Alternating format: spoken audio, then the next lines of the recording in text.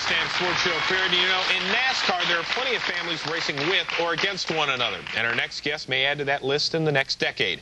The son is quickly moving up the racing ladder from midget cars to bandolero cars. He's just 13 years old. Please welcome Phillip Gill and his father, Tom. Guys, how are you? Great. I got a question for you. When did you know that young Phillip here was actually seriously interested in racing? Well, you know, I've always left it up to Phillip. Every year I ask, do you want to race? He keeps saying, yeah, I want to race, Dad. And I think really about 8, 9 years old, he really started to show some talent. And I knew he was into it at that point. Chris drives that car to work. All right, buddy. That's nice. But still, is it just something, Phillip, that you grew up around? Your dad has been teaching you ever since you were a little kid? Oh, yeah, I grew up around it since I was 1 year old. I was being dragged to Mid-Ohio in a backpack by him, watching the races.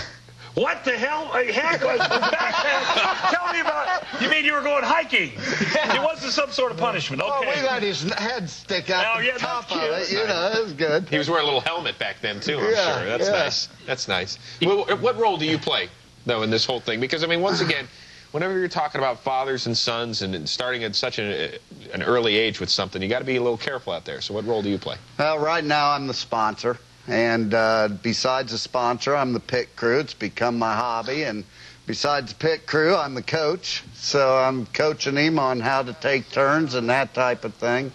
And it's been a really rewarding thing for us. It's been great. You are the best dad in the world. My dad wouldn't even buy me a Stingray bike. I mean, what a kid's dream.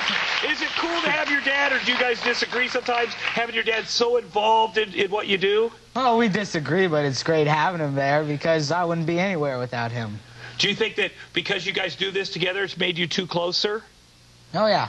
It's made us closer because we spend time together a lot, and it's been real fun. I never really spent that kind of time with my dad until I was old enough to drink, and then, you know, we got together.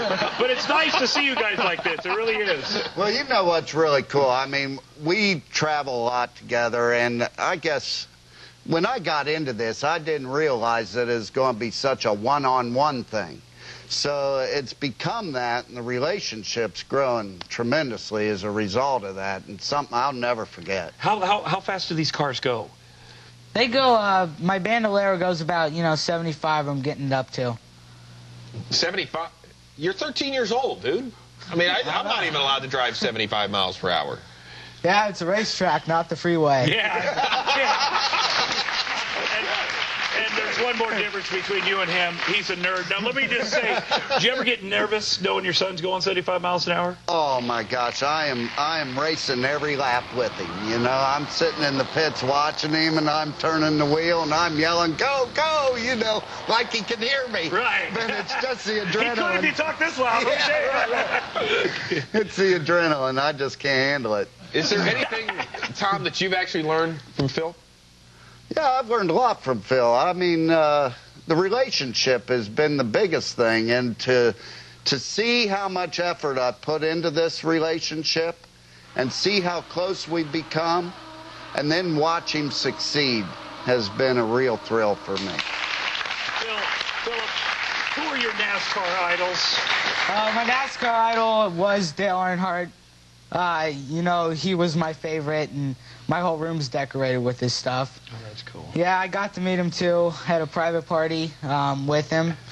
And he did say my name in front of that. He was doing these questions, and, we had signed autographs before that, so he kind of knew who I was. And it was, how do you become a NASCAR driver? And, he called my name and told me to stand up, and he said, you go to college and keep learning how to wheel that car around, and you'll become a NASCAR driver. That's good advice.